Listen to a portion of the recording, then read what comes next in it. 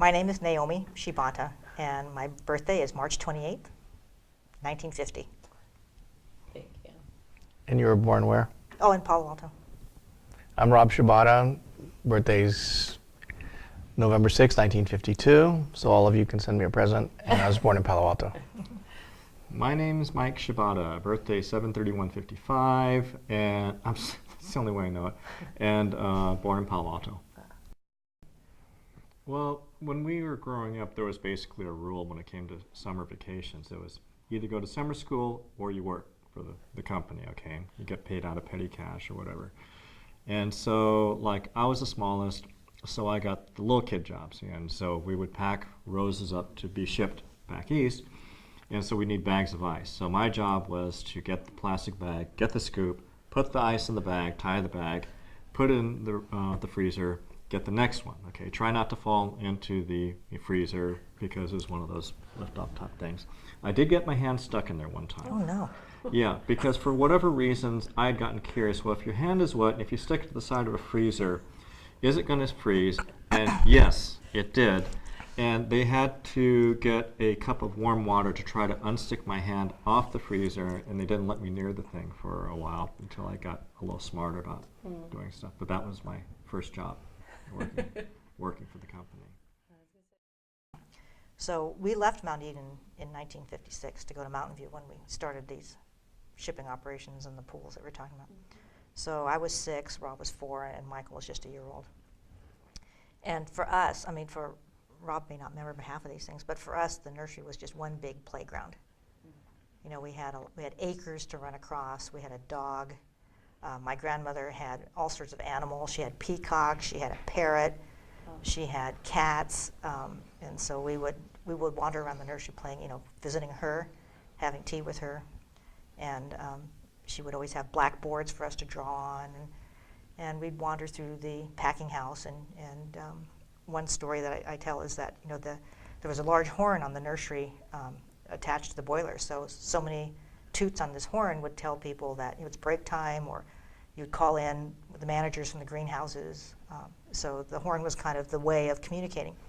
So there was, I think it was, forgotten how many blasts, then that was when the employees would come off their shifts and they'd go inside and take their little breaks. Well, there was a candy machine and a soda machine. And so when the horn blew, Rob and I would go in too with the break time. And so we'd often, we would get little treats. And I don't think my mom really knew that until one day we came in, we had chocolate all over our faces. So we weren't allowed to go in on it. We weren't allowed to take breaks with everybody else after that. But it was fun because the staff would play with us, and they'd keep an eye on us to make sure we didn't do silly, crazy things. But so the nursery was our home. It was a playground. It was life was simple. I think you saw from the drawings that there wasn't a lot of traffic. So we would cross Highway 92 with our grandmother. She had a little flower stand on the other side of 92 where she'd sell these open flowers to just people who happened to drop by. And if we were looking for something to do, Mom or Dad would send us off to go sit with Grandma while she was selling flowers. And then when we got older, because we were no longer living on the nursery, we'd work in the wholesale house. So those are some of the things that Rob and Mike were talking about. You know, we'd work in the packing house, mostly cleaning buckets, you know, doing all the things that kids are supposed to do to kind of earn their stripes. Right. So my recollection of working in the wholesale house as a kid was always being wet, you know, and cold. And one of those times when I was working, I was probably like 12 or 14. And of course, I couldn't drive a car yet. I didn't have a license, but I did talk them into letting me drive the forklift Oh gosh. in the warehouse. And You must have been really we persuasive. had 2 forklifts. And This is on good. one of the forklifts, it had a stick, and you pushed it forward, and you'd like go into drive, and then you would go forward when you stepped on the gas. The other one, when you pulled it back a notch, then you'd be in reverse. The middle was neutral. On the other forklift, when you pulled it back, you would go forward. And when you pushed it forward, you would go backwards. So I had learned how to drive this one forklift where you move the handle forward and you go forward. Right. When you want to back up, you move it back, and you go back. And like any kid, when you get into anything motorized, you like to go fast. And the other problem is with the boss's kid, nobody tells the boss's kid no. And this building that we were in was 300 feet long and about 100 feet wide. And it was just a big empty building because all the growers would come in and we just fill it up full of chrysanthemum buckets. That's all it was. The whole floor was full. There were no fixtures. So when there weren't too many flowers there, it was just this big, clear, open warehouse.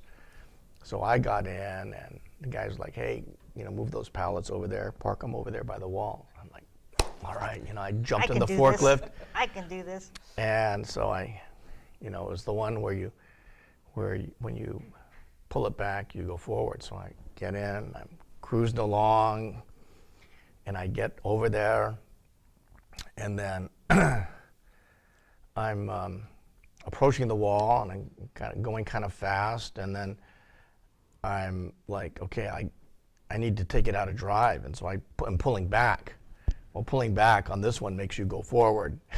So I'm pulling back, and then pow, I hit the wall in this warehouse, and it just made this huge booming noise. And everybody came running over, and I wasn't hurt or anything, but I was thoroughly embarrassed. And all the workers are like, that stupid kid, it's the boss's kid. I think one of the things that we could probably touch upon as well is on life in the nursery was how much the family was involved in the running of the business. Right. So the story our mother tells us is I was the first to come along, then Rob and Mike.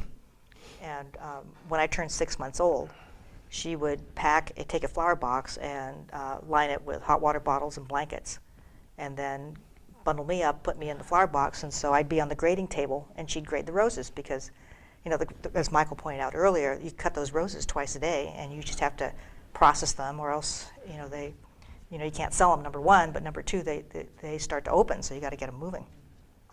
So then when Rob came along, then he got put in a flower box. And then when Mike came along, there were three of us to kind of take care of each other. So we stayed in the house when Mom was in the grading room, and the house would become our playground. So the nursery, the buildings were relatively close to each other, so the house and the grading room were probably no further than here from the front door. And so we would entertain ourselves, and when Mike got hungry, he'd let us know, and I'd get on the nursery intercom and call Mom in the grading room, and she'd come up, and we'd all have a little snack together, and then she'd go back to work. Yeah. So I think that was very typical of a lot of the family businesses then, is literally it was run by the families. Mm-hmm. So there were employees, but everybody had a job.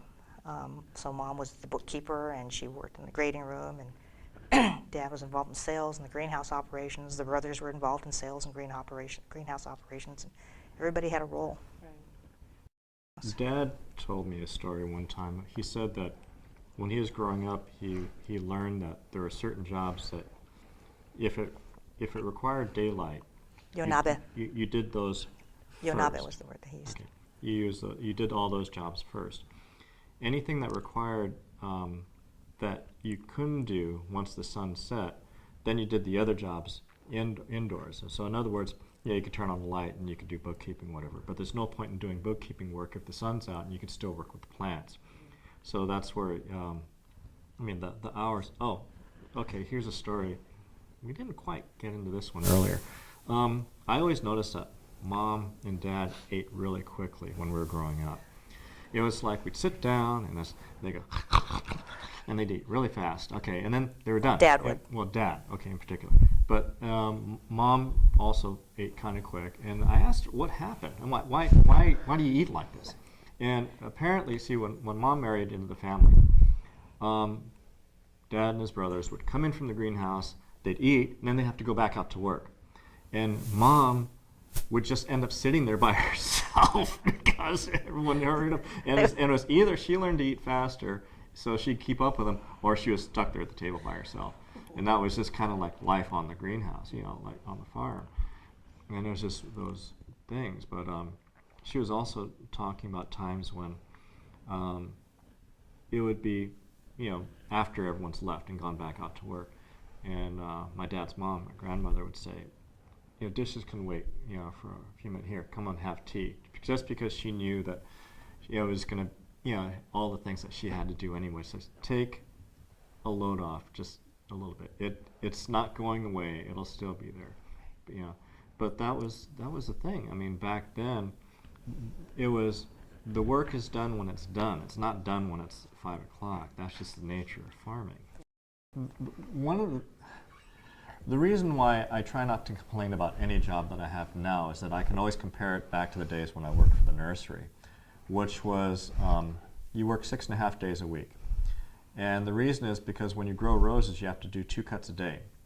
And because roses, if you cut them too tight, they won't open, and you can't sell them. If you let them open too much, they lose half the value.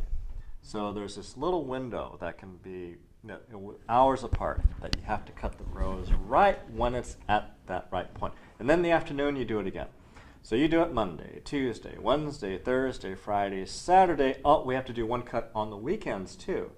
So we do a morning cut on Sunday, and then that means Monday, get in early, try to catch all the flowers that we should have cut on Sunday afternoon. This included Christmas if it was on Sunday, it included Thanksgiving holidays, it included all these things. 5 years, 6.5 days. I'm not, I'm complaining. But the thing is, it's a lot of work. And then plus the greenhouses were old. Even on the newer ones, you still had to put a certain amount of time into it. And because of that, there's just a lot of work to grow flowers. It's, as Dad would say, the plants don't know it's a weekend. They don't know it's a holiday. They just keep growing. They don't know it's the Depression. They don't know it's all these things. And so you have to, it's just the nature of the job. You go out and every day you do it. Mm-hmm. And I think that it also pays a tribute to the Issei Nisei mindset. I think that the Issei set a tempo. They were incredibly hardworking. They just refused to give up, and they instilled, of course, a lot of these things in the Nisei. And I think the disruption of the war and the incarceration and all those things just, motivated them more. Instead of crushing them the way it would have crushed many people, it just really made them fight back even harder.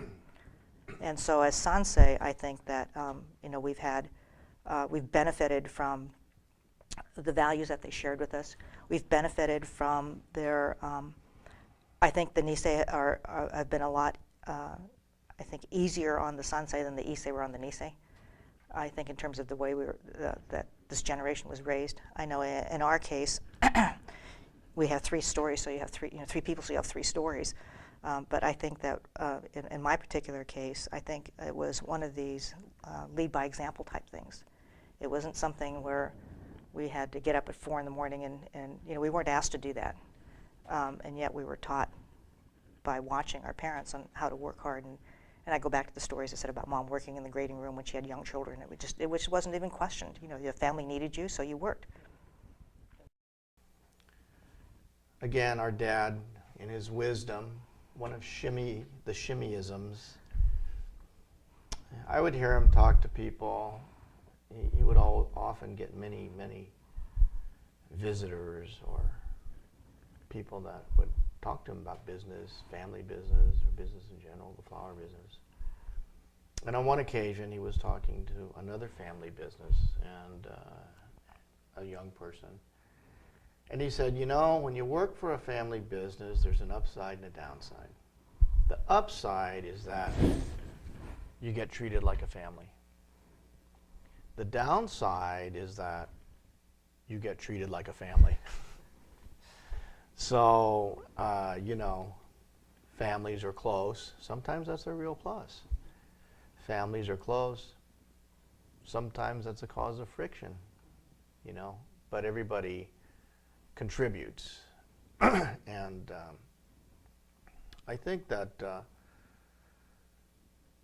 Naomi talked a little bit about who we are as personalities has a lot to do with the environment that we're in, and what we were taught from our parents. And I think that I think the company, the culture of the company, and the values of the company are really a very, very strong reflection of our parents and of their parents. And although culturally we're quite different from our parents, we're American culture through and through.